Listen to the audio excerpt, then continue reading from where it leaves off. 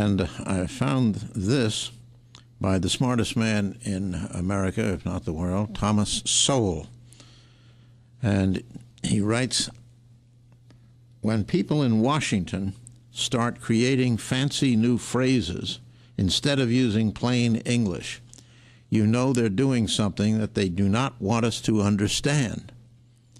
It was an act of war when we started bombing Libya, but the administration chose to call it kinetic military action. When the Federal Reserve System started creating hundreds of billions of dollars out of thin air, they called it quantitative easing of the money supply. When that didn't work, they created more money and called it quantitative easing 2, or QE2, instead of saying, we're going to print more dollars and hope it works this time.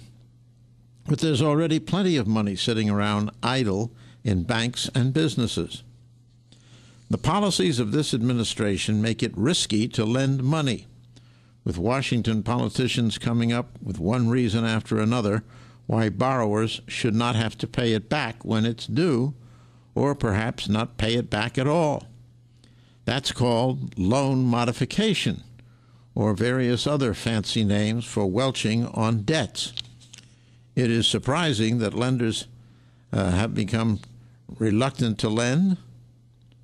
Private businesses have amassed record amounts of cash, which they could use to hire more people, if this administration were not generating vast amounts of uncertainty about what the costs are going to be for Obamacare, among other unpredictable employer costs from a government heedless of or hostile toward business. As a result, it is often cheaper or less risky for employers to work the existing employees overtime or to hire temporary workers who are not eligible for employee benefits. But lack of money is not the problem. Those who are true believers in the old-time Keynesian economic religion will always say that the only reason creating more money has not worked is because there has not yet been enough money created. To them, if QE2 hasn't worked, then we need QE3. And if that doesn't work, then we'll need QE4, etc. Like most of the mistakes being made in Washington today, this dogmatic faith in government spending is something that has been tried before and failed before.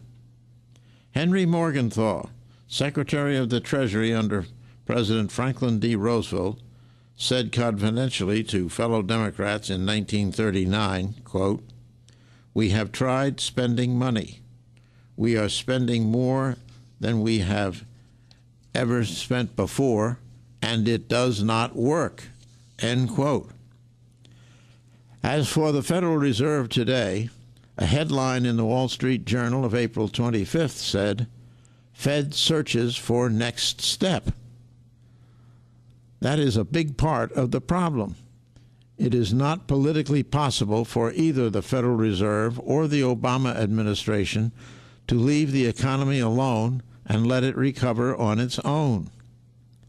Both are under pressure to, quote, "do something." If one thing doesn't work, then they'll have to try something else. And if that doesn't work, then they have to come up with yet another gimmick.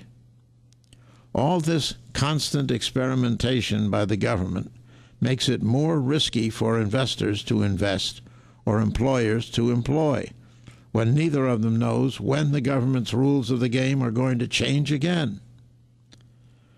Whatever the merits or demerits of particular government policies, the uncertainty that such ever-changing policies generate can paralyze an economy today just as it did back in the days of FDR. The idea that the federal government has to step in whenever there's a downturn in the economy is an economic dogma that ignores much of the history of the United States. During the first 100 years of the United States, there was no Federal Reserve. During the first 150 years, The federal government did not engage in massive intervention when the economy turned down. No economic downturn in all those years ever lasted as long as the Great Depression of the 1930s, when both the Federal Reserve and the administrations of Hoover and of FDR intervened. The myth that has come down to us says that the government had to intervene when there was mass unemployment in the 1930s. But the hard data show that there was no mass unemployment until after the federal government intervened. Yet, once having intervened, it was politically impossible to stop and let the economy recover on its own. That was the fundamental problem then and now. By the way, Dr. Sowell's PhD is in economics. He knows what he's talking about.